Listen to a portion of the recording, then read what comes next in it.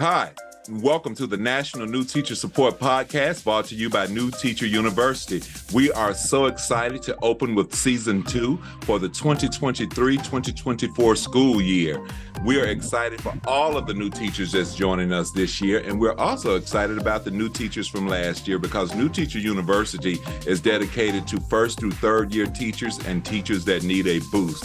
So all teachers are welcome here. We're always offering strategies from award-winning teachers and from top-tier teachers from all across the world. So we're excited to have you with us today, and welcome back again to Season 2 of the National New Teacher Support Podcast. And I have with me today a phenomenal teacher, Mr. Cory Jones. I discovered Mr. Jones on LinkedIn, and he had written this letter to all of his students at the end of the school year. And I just found that to be so heartwarming, as well as I thought it was so effective for students to not only come in with someone with that type of care and nurturing, but to leave and to send them off with the type of gift that he sent them with, because it was not just a letter. He actually spoken to their life and spoken to their future. So we're excited to have Mr. Jones with us today. Mr. Jones, please introduce yourself. Tell us who you are and why you do what you do. All right. Put it simple, I'm Cory Jones. I'm a native Memphian. I love teaching. I believe I was called to teach. I believe that teaching is a mission. I believe that teaching in Memphis specifically is very important. And so that's why I do what I do. Thank you so much, Mr. Jones. Now, today, Mr. Jones is going to be talking about the joy of teaching. Mr. Jones, tell us what do you mean by that in the mindset for teaching? Well, I think that if you look at teaching right now as a profession, there's a lot of people coming out of the field. There's some coming in, but when you talk to somebody about, okay, what's going on with teaching, you hear the downsides, you hear the kids' behavior, you hear stress from admin, the adult drama is what I like to call it. But you don't hear a lot about what they're doing in order to counteract that stress. And so when, as I was coming up as a teacher, I said, why do I feel this feeling on Sunday nights? Why am I feeling stressed? Why can't I sleep? Why is there this butterfly feeling in my stomach? And I'm not talking about good butterflies either. And I was restless. And so I wanted to be happy about what I was doing. I did not like that feeling. And I said, so what is it? And then what it came down to was stress. And so teaching for joy is about counteracting the stress and the demands of the job, but doing it in a very, very natural way. Thank you so much for sharing that and your reason behind it, because I've never thought about it like that. You're exactly right. When you ask most people about teaching, even people in the community, they expect you to start saying something stressful. Right. They expect you to start complaining about the children. And I've always started out with something exciting about it. And people always look at me strangely and say, wow, you really enjoy what you're doing. And I have always enjoyed education. So thank you for understanding that as a young teacher and knowing that you didn't have to work yourself out of that too long. You picked up early on, wait a minute, I shouldn't be feeling on Sunday nights. I should be excited about Monday morning. I should be ready for Monday morning. And you're exactly right. And thank you for sharing this message with our new teachers here at New Teacher University. So guys, I'm excited about what he's about to share with us.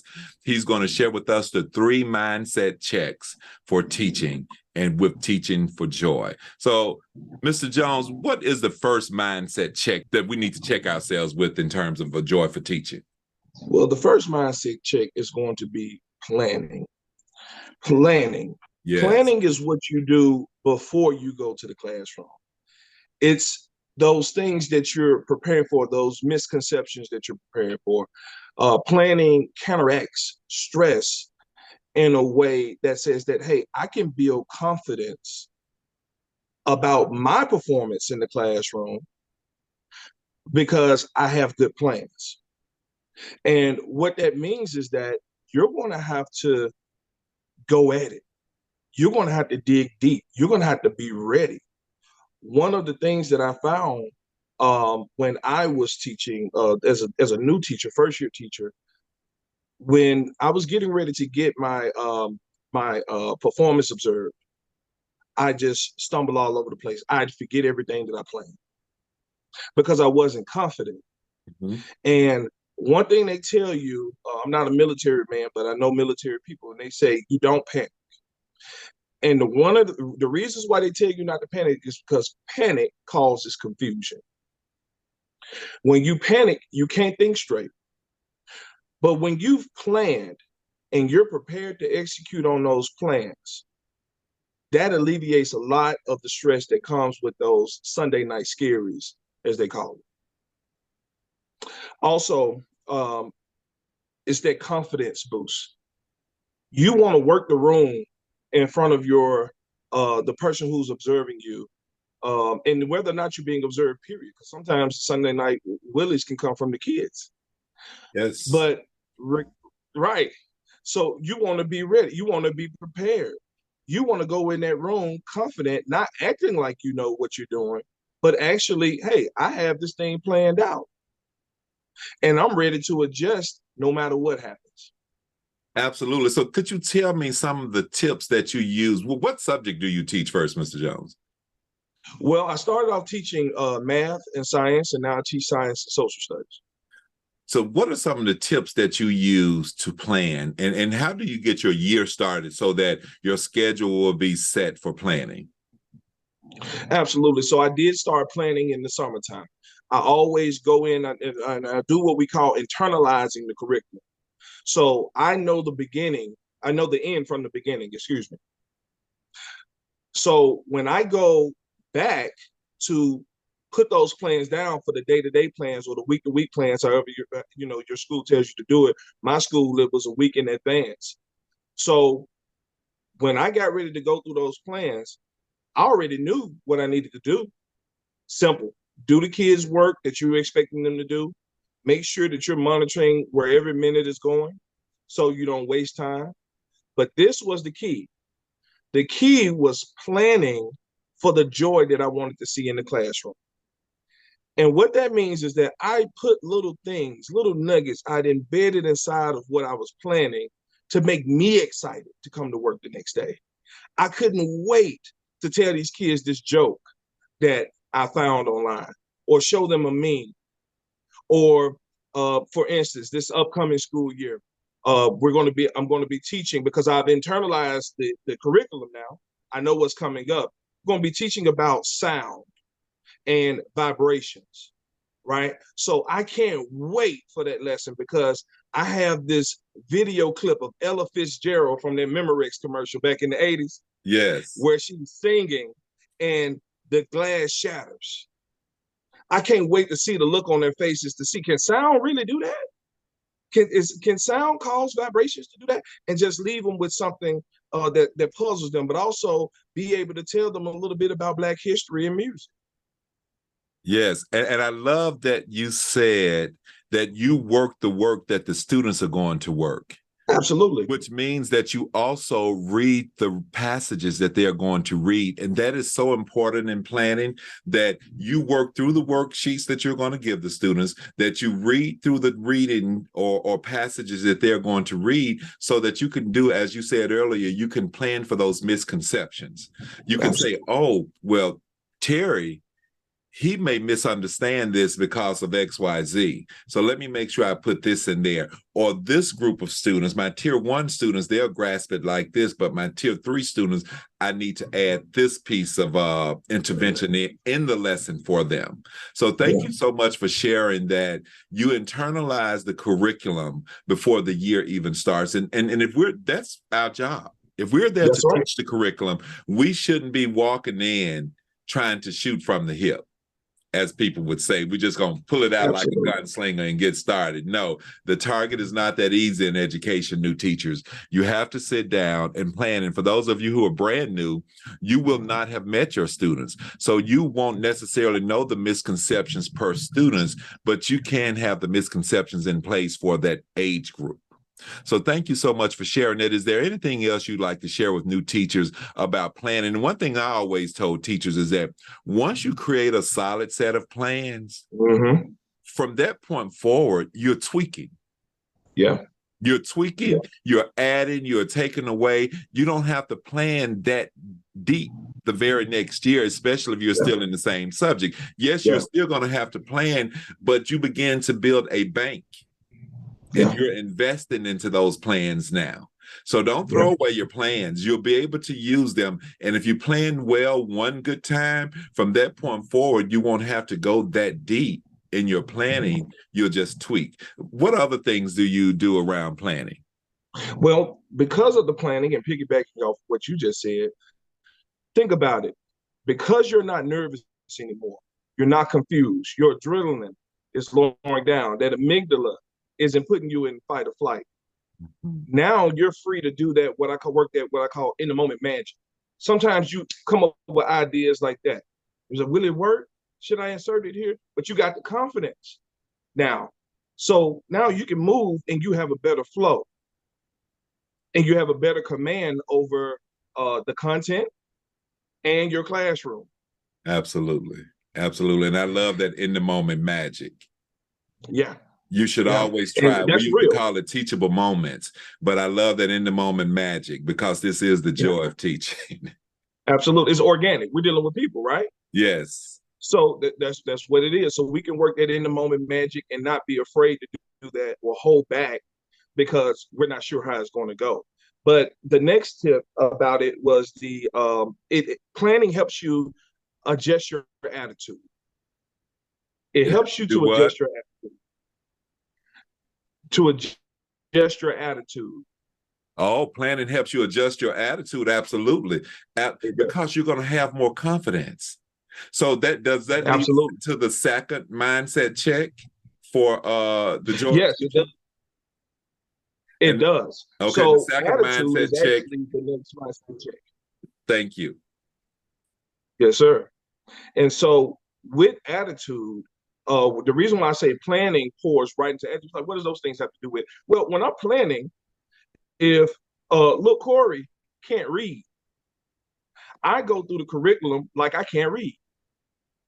I plan like the one who struggles with multiple digit addition, multiple digit multiplication, because now I can see it from their point of view. When my attitude is right when I enter that classroom and saying that not all the students are on the same level, I'm able to adjust my plans. You understand what I'm saying? Absolutely. You're planning for intervention. You're planning for RTI and all of that. You're looking at your tiers. Right. And your attitude is a product of what you believe. Now, I've heard it said that poverty is a culture. Maybe you've heard it. Absolutely. Well, what happens is when you say that, you go into the classroom with that belief, you're going to plan like that. And so that means that you're not going to make time for the student, even though it's in your plan, you're not going to make time for the students with the misconceptions because your belief says that because I'm working in an underserved community, these kids aren't going to get it anyway. Why waste my time? Why should I go that extra step?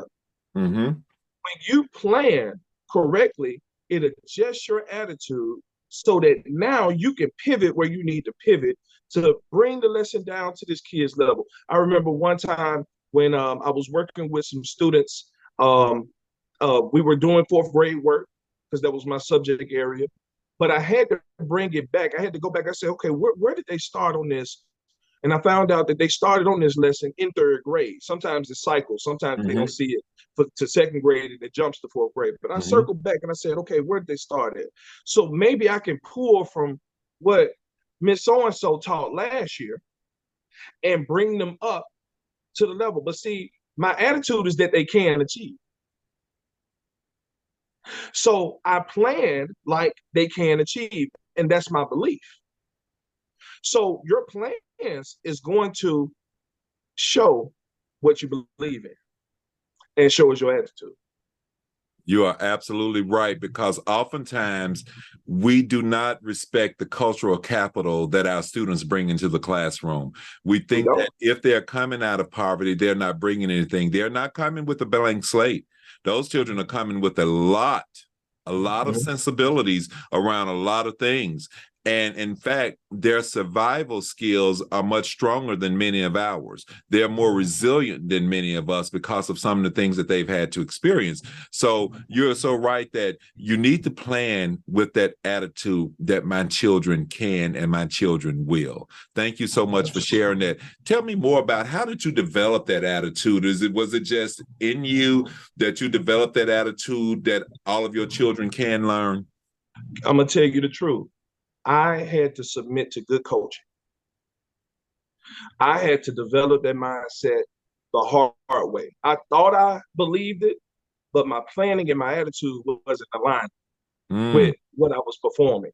Talk So to us. it came. So let me go ahead and go into coaching mode real quick for you. Yes. So when my principal came and he saw, and I'm thinking I did a good job. I showed that I knew all the content. I showed that I could teach. I showed that I could run my mouth at 100 miles an hour without giving nobody a chance to interject. He said, Mm. Jones, you're not allowing those kids to ask questions. And I just deflated. I said, wait a minute. They they don't get to talk. This is my classroom, right? So I do all the talking and they do all the writing. That's how it works, right? No, that's a product of your belief. And if I could spare a new teacher that embarrassment, if I could spare a new teacher not giving time for the students to have dialogue in the classroom because you're so afraid of what they're going to say. Oh, especially when you're getting observed, because that's when all the silliness happens, right? But but in the classroom, if your belief is that these kids can achieve, you give them an opportunity to show you what they can do instead of you. So now I learned to say less. Now I've learned to pause and say, any questions on that? And if there's not, I'd ask a question. How many of y'all don't understand this word right here? What is this throwing you off? Hands get raised up. Let's talk about this word. I'm able to go back deeper because I believe all my students can achieve. I'm not running over everybody. Yes. And so he said, I saw more of what you can do than what the kids can do. And I didn't come to see you. I came to see the kids. Ain't that something? Thank you for sharing that testimony, because most people don't get it. And let me ask you a quick question. Did your job get easier once you started that? I'd say that it definitely lighted up. I can tell you that I was excited to go to work. It became my domain. You were not as tired in the evening every day, were you? You're No. still working hard, but you're working smart and you're doing more facilitating. When you're standing there talking consistently for 6 hours a day, that's a lot of mental energy. Your Oh, brain yeah. energy, it can tire you out more than physical energy. So thank you so much for sharing with new teachers that they can release.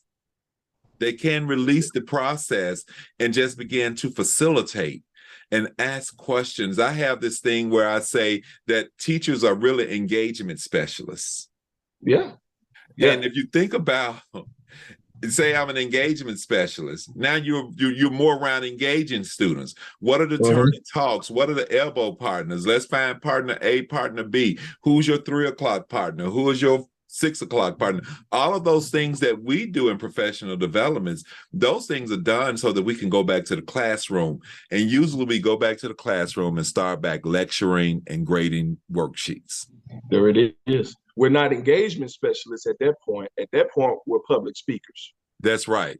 That's And right. public speaking is the number one fear Of next to most heights, teachers. right? Yes. And I got 2 degrees in psychology, one in teaching. Mm-hmm. So I can tell you a little bit about that amygdala. And when that fear, because you're up there running your mouth, you don't want to mess up, and you're so nervous, you're basically you're tiring yourself out. Your heart is beating faster. You're stressed. And what do we call them when teachers don't come back? Burnout. Burnout, yes. You burned yourself out. So if you So had to tell new teachers about their attitude in a nutshell, what would you say to them about the attitude for the joy of teaching? I'd say, one, don't assume that you have a good attitude until you get monitored by a coach or some up here that you trust, and let them show you the mirror of what they saw in the classroom. Because we all think highly of ourselves. Remember, we the hero in our own story, right? Yes, because it's our So story. we always the hero. I'm the advocate for the kids, Yes. but make sure that you don't assume that your attitude is right. That way you can grow, because now somebody can tell you something. I might need an attitude adjustment. And that attitude is going to show my belief, and my belief is going to challenge how I plan for these kids. So that was a mouthful. How do you tell a new teacher to adjust their attitude for feedback? Because oftentimes just being open to feedback, so you were open, although it deflated you, you reflected. Mm-hmm. So maybe that's a better question. How do you reflect? What's the reflective process like around feedback for new teachers? The first thing is humility. Mm. It's humility. Look, as long as I've been teaching, I still say I've been teaching for 5 whole minutes. And that's how, whenever I'm doing a PD, and they all chuckle because they know, I'm just a baby to them, So I say, y'all, I know I've been teaching for 5 whole minutes. And what I'm trying to communicate is that, hey, I'm coachable. You can approach me. You can tell me anything. And then it comes with planning with your coach. Yes. You can't, you don't, coaching is not a mishap. You don't, you have to plan for that. That's something that you have to submit to. We don't like that word. Mm-hmm, mm-hmm, mm-hmm. So I want somebody around me who can speak directly to the reflection of what they saw in the classroom. And if I'm not willing, then I'm not going to get the coaching. If I don't get the coaching, I won't get the attitude adjustment. If I don't get the attitude adjustment, I'm going to go in there believing that I'm the hero when really I'm the cause of trauma.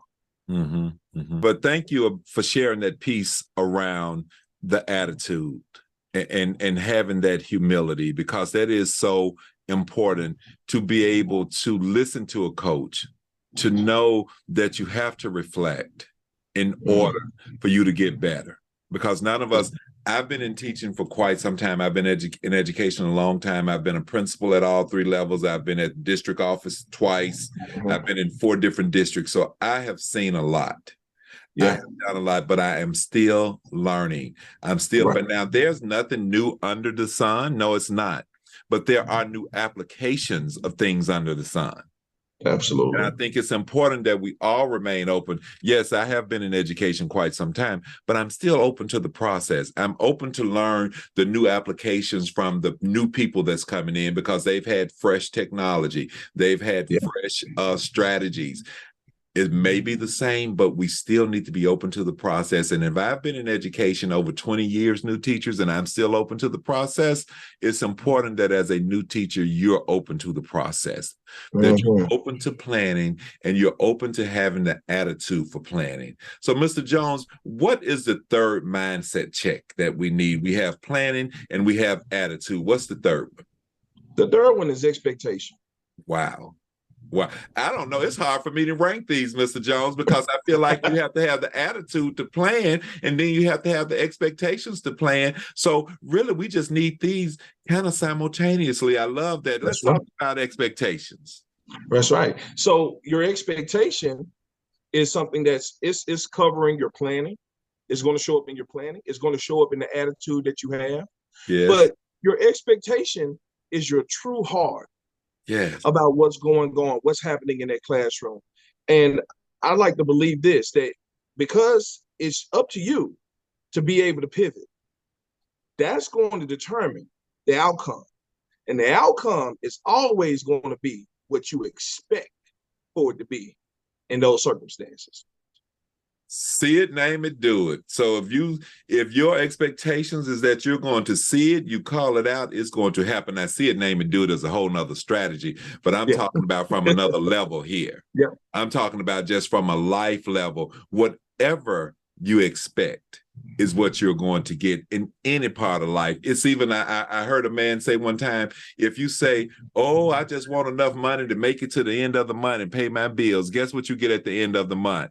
That's Enough what you money to pay your bills. But if you expect abundance and overflow and you put in the work for it, you'll get that as well. I'm sorry, Mr. Jones, but I love that. absolutely. Let's go. I mean, it's worth reflecting on, isn't it? And Yes. just the power of expectations. We've seen it financially. We've seen it with expectations from our children's behavior. As you go around, you say, I got bad kids. Guess what? You're probably telling the truth. Because you're going to have But bad kids. but what were you expecting? Absolutely. So that's why they all tie in together, because you are going to plan for what you expect for. If you're planning for progress, you're going to see progress. And I see a lot of people, they stress themselves out because they devalue progress for perfection. Yes. You might, so there we go with our expectations, right? Did you expect for all your kids to get 100 on this the first time? Or were you looking for progress? What were you looking for? See, our kids are going to rise up to the bar that we set for them. So when I raise my expectations up, I'm not demanding that they be perfect. I'm demanding that they strive for it. Let's talk about this plan for progress. I mean, that is so awesome. My background is special education, and I've always had a problem when people introduce a lesson and your students make maybe 40s or 50s across the first time. And they get up and make this lecture. I can't believe you all only did XYZ. Well, the next time the students may make 60 or 70, but then by the time they get to the end of that unit, the students are making 80s and 90s. But then we go back and add in those 40s and 50s and 60s and bring that 90 down. You didn't expect the children to know everything when you started that lesson. Right. And you shouldn't expect that grade to pull them down. If they ended learning about inferences with a 90, why should they have a 70 because they didn't understand in the beginning? Right. And I think that we really need to look at that in terms of how we grade, because some teachers, sometimes we kill the students' motivation. We kill their will with those old grades. I love it. One time, a young man said, "Why are you bringing up old stuff? That was yesterday." Right. And this was one of my students with autism, and I loved it. I was fussing at him about being in the hall, and he was like, "That was yesterday." And yeah, I'm out here today, but I was out here for another reason yesterday. So I learned to approach from that. And this was what I had been a principal for some years when that kid said that to me. But I learned to approach each day with newness for my students, because what happened was yesterday. And as adults, if we can't leave it in yesterday, and I'm still talking about grades now. If those students end with the 80 or 90, we should be able to try to give them something close to that, because they finally got it, and don't go back adding in all that other stuff. So thank you for sharing that around expectations and getting what you expect, and you get what you plan for as well. Absolutely. Absolutely. So one of the ways that, and speaking to what you just said, one of the ways that I incorporate that into my lessons is that I very seldom test the student one time on something. I test them once as a benchmark, and I say, all right, it is what it is. This is a reflection of the performance right here. Right. All right. Don't let this, you're not this 30. That's not you. All right. So now we know what we need to work on. So we go in. That's when those private notes or those lightning quick conversations come into play. Because I believe in you, I'm going to spend this time with you on this. And then as I review the content and they do my prescription or whatever it is that I told them to do to counteract that, guess what happens? They keep the 30, but that's for them. That's not for me. They keep the 30, But when they start seeing that 80 and that 90, I was like, look at where you grown. Yes. Look at where you came from. Now, that's what I'm talking about. We're hurting the kids when we see, look at that. See, that's because you weren't paying attention. Yes. Yes. We got to do better. We got to do better. Absolutely, absolutely, and our new teachers are going to benefit so much from you sharing this, because these are not necessarily instructional strategies as much as these are strategies around how to manage yourself in the profession, how Absolutely. to have longevity, and not burn out so quick. So thank you so much for sharing these 3 mindset checks with our teachers. 1 is planning, 2, attitude, 3, expectations. And I just think these are great mindset checks to have as you're going into the profession, and to hold on to them. Because as educators, a lot of times, because so many cycles of things come through education, the stuff that we did last year, we'll stop doing it because something new, a new program has come in. Yeah. Well, these are mindsets that you can keep. A mindset around planning, your mindset around your attitude about yourself and your children and your ability to teach, and your expectations, not only expectations for you, but expectations for your students. And Mr. Jones, I want you to let me know, am I telling the truth here? You know, people will come in with all of these class rules that they're going to start with the year, and then they start to drop off. Yeah. And monitoring the rules and monitoring the things. And what I found out is that students know your true expectations no matter what you say to them, because they look at what you allow, they look at what you don't allow, they look at how you conduct yourself. Let's talk about that. That's right. I have a saying, students watch you more than they listen to you. Mm-hmm. They watch you more than they listen to you. So notice that you put up a nice little sign, probably spent $5 on it at Walmart, getting it printed up and all pretty. You got your rules and your expectations up there. But the reason why they fell off is because those weren't your expectations. That was a poster on the wall. What happened in the reality was your expectations. That's what you saw. So that's the reason why those things began to trickle out, because you no longer expected those things. The kids adjusted to you and not to what you said. Yes, absolutely. And it is so important. That's why it's important not to have but few rules. You only need, you know, they say no more than 5. And that you should not have words up there like no and don't. You should have words like we respect each other. And then you spend time talking about what does respect look like in the classroom. That's right. We keep our hands to ourselves. What does that look like? The students need to be, and you spend time every day talking about that and asking students, especially during those first 6 weeks of schools, and you're asking students, so what does this mean? And what does that mean? And if you allow them to come in the room and sit where they want to sit, that now you can almost count it down here from there, because you need a seating chart. That's right. You need a seating chart, and then you need to stick to that seating chart, and not in a rigid way. Just everybody know that they're going to come in and sit down, because after that, you should have some elbow partners. You should have an opportunity for them to talk with someone else in the classroom. And now it makes your rules move a little bit faster when you move a little bit smoother when you have engagement. That's right. Planned into your lesson. So if you have engagement planned in, like, know that within 3 minutes of starting your lesson, 3 to 5 minutes, you need to have an engagement strategy. That's right. I know they say during the I do, the students shouldn't talk. They should just sit and look at you. But if you know your class and you know that within 3 minutes, you need to stop that I do and say something or have them do something, you better include that in there. Absolutely. And explain it to the evaluator that, hey, my students, if I go past 5 or 6 minutes talking, my students get a little antsy, so I have to engage them a little bit during the I do. And that's where customizing the strategies to fit your class. And we have to teach new teachers that as well. Yeah, absolutely. That's that in the moment magic that you were just talking about. Yes. And like I said, because I'm not nervous, I'm not shaking in my boots. I got time to say, all right, they're not paying attention enough right now for this I do. All right, let's pivot and do something else. We're not gonna panic, we're gonna pivot, right? and Yes. then you get your kids back, right?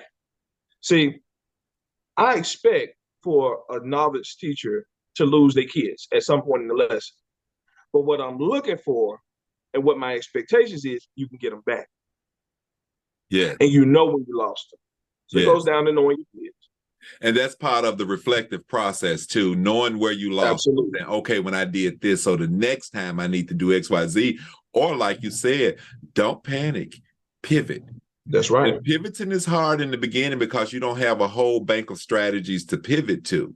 But figure something out along the way so that your pivoting will get better, new teachers, as you progress in the profession. That's right. So, Mr. Jones, thank you so much for joining us on the National New Teacher Support Podcast, brought to you by New Teacher University. Do you have any parting words for new teachers? Absolutely. I just want to. Les Brown is a motivational speaker. Yes. And he has this saying that he says, and I actually remembered it verbatim. He said, if you want a thing bad enough to go out and fight for it, to work day and night for it, to give up your time, your peace, and your sleep for it. If all that you scheme and dream is about it, and life seems useless and worthless without it, and if you gladly sweat for it and plan for it, if you lose all terror of the opposition for it, if you quickly go after this thing that you want with all of your capacity, strength and sagacity, faith, hope, and confidence, and stern pertinacity, if neither cold poverty, famine, or gaunt sickness, or pain of body and brain can keep you away from the thing that you want. The key word in there, if you plan for it, if you sweat for it, and you fret for it, and you plan for it, if you care enough about those kids and about the mission of education to stay in that classroom, you're going to do what you got to do. Yes. And you will be in this profession as long as you want to be. And nothing will run you off. But you got to want it that bad. Thank you, Mr. Jones. That was a word for the year. And thank you for sharing these 3 mindset shifts. I'm just blown away. How long have you been teaching? Not the 5 minutes. I've been teaching for 4 years. That's my 5 minutes. Wow. You really imparted some stuff. And I love the fact that you said be open to coaching. Have Absolutely. humility. Absolutely. And pivot and don't panic. New teachers, if you don't remember anything else, those are the things, because you're going to need coaching, and be open to it. Don't panic, Absolutely. Pivot. And if That's your right. pivot doesn't work, try something else. And if your principal and your coaches see that you're trying, they're going to be there for you, because we need you in education, period, whether it's public or private. Teachers stand on the front line of this country, because you can't be anything else in this country without a teacher, including public school teachers, private school teachers, parochial school teachers, and our homeschool teachers.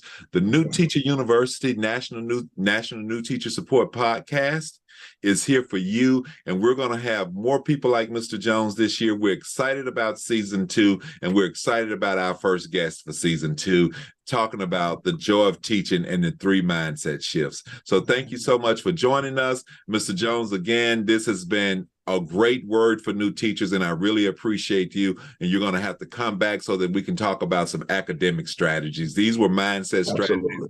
And if that mind is not right, you can't even get to academics. So thank you so much for opening our season 2 at the National New Teacher Support Podcast with the mindset shifts for the joy of teaching. Thank you so much. This even sounds like a book, Mr. Jones. Hey, it might be that. Let's speak it. Let's speak it. All right. Thank you so much.